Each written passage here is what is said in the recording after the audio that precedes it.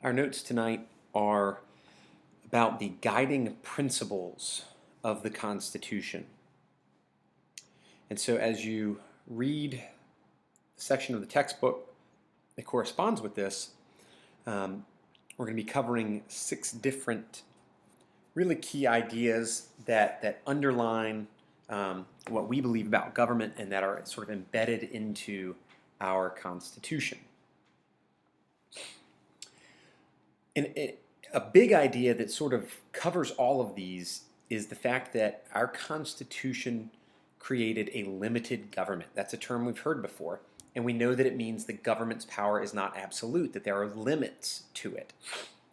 So the framers wrote the Constitution so that the government would have enough power to rule, that they could run the country and keep the country safe, but not so much power that it goes unchecked and the government can do whatever it wants. So in order to make sure our government was limited, the framers, our founding fathers, designed the Constitution around 6 guiding principles. So we're going to cover each of those guiding principles. And almost all of them are terms that you've heard before. The first is popular sovereignty. We've heard this one before, and we know that it means the people are the ultimate source of the government's power. So how do we see that in our Constitution today? Well, one way is as soon as you start reading the Constitution, the first 3 words of the document are "we the people," right? So right off the bat in the preamble, the framers made sure everyone knew that it's the people who are giving the government the power. We see popular sovereignty today through elections as well, right? How do the people in power get that power? They get elected there by the citizens of the country. The second guiding principle, and another one that we're also familiar with already, is rule of law. And we know that, simply put, the rule of law means that everybody has to follow the same system of laws. It doesn't matter if you're, a teenager or an old person. It doesn't matter if you're rich or if you're poor. It doesn't matter what your skin color is. It doesn't matter how much power you have. The rule of law says we all follow the same laws. So how is that in our Constitution? Well, one thing that we know from our earlier set of notes is that states can't discriminate against people from other states. The laws have to be applied the same to everyone. So, for example, Virginia can't say the speed limit here for Virginians is 65, but for everyone else it's 30, right? And then just pick on people from out of state and give them tickets. You can't do that, right? If you're going to write laws, they have to apply to everybody. Another way we see rule of law is that the Constitution is set up as the top law in the nation, and everybody's got to follow it, right? Doesn't matter if you're talking about a governor or a mayor or the president or anyone. We all have to follow the Constitution. Nobody is above it.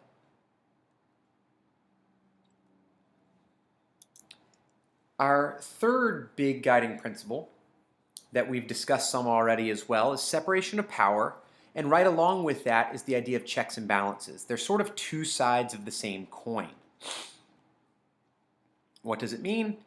Power is going to be divided up into 3 separate branches of government that can check or limit the power of the other branches. How is it in our Constitution? Well, we have 3 branches of government: a legislative branch, an executive branch, and a judicial branch. The Constitution sets it up that way in Articles 1, 2, and 3. Let's look a little more closely at separation of powers, because we need to have an understanding of how this works. What is it that each branch can do to block the other ones? Let's start off with the judicial branch.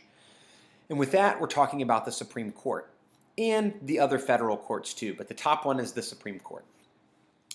And the Supreme Court can check or block Congress by declaring laws unconstitutional, so they can overturn laws passed by Congress. And the court can block the president by declaring treaties and executive actions unconstitutional. So the court's really big weapon, its big check, is the ability to declare things unconstitutional and overturn them.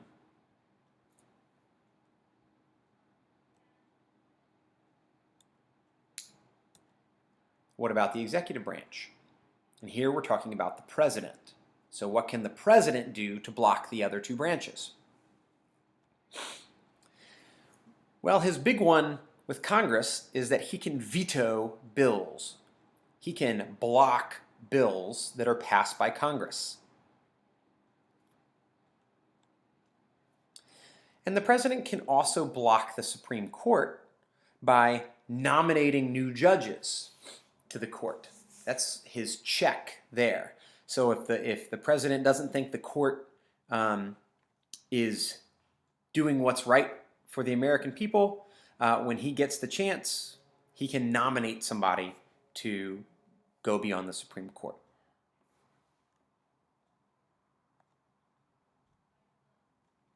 Now, what about Congress? What can Congress do, the legislative branch, to block the other branches?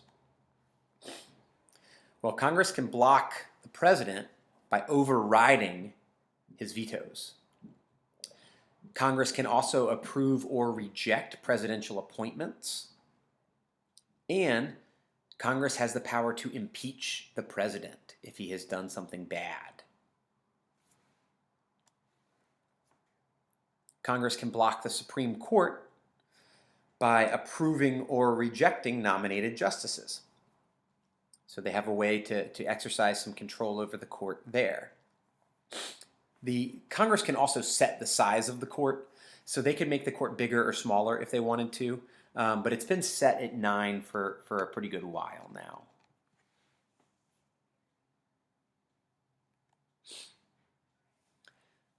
The fourth big principle that is in our Constitution is yet another one we've heard before, federalism.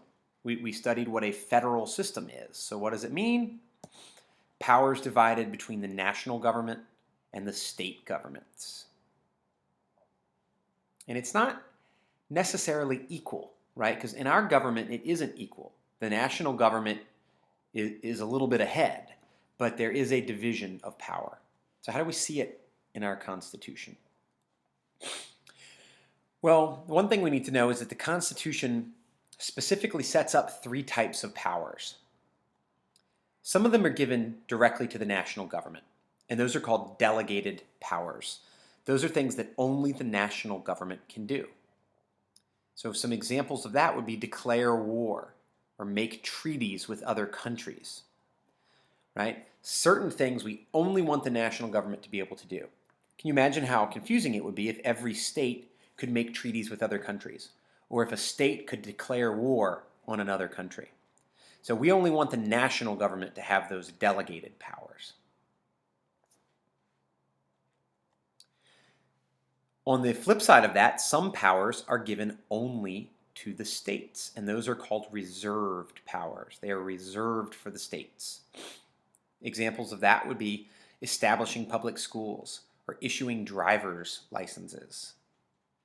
Right? Each state can do that on its own.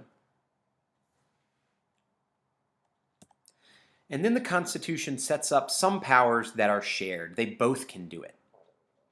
And so some examples of things that both the national and state governments can do would be taxing. When you pay taxes to the national government, and you also pay to the state of Virginia. Law enforcement is another one, right? There are national law enforcement officers. Think about things like the FBI. And there are also state law enforcement officers, right? Like state troopers. And we also know that the amendment process is an example of federalism in the Constitution, because the only way to get an amendment passed is to go through the national government and the state governments.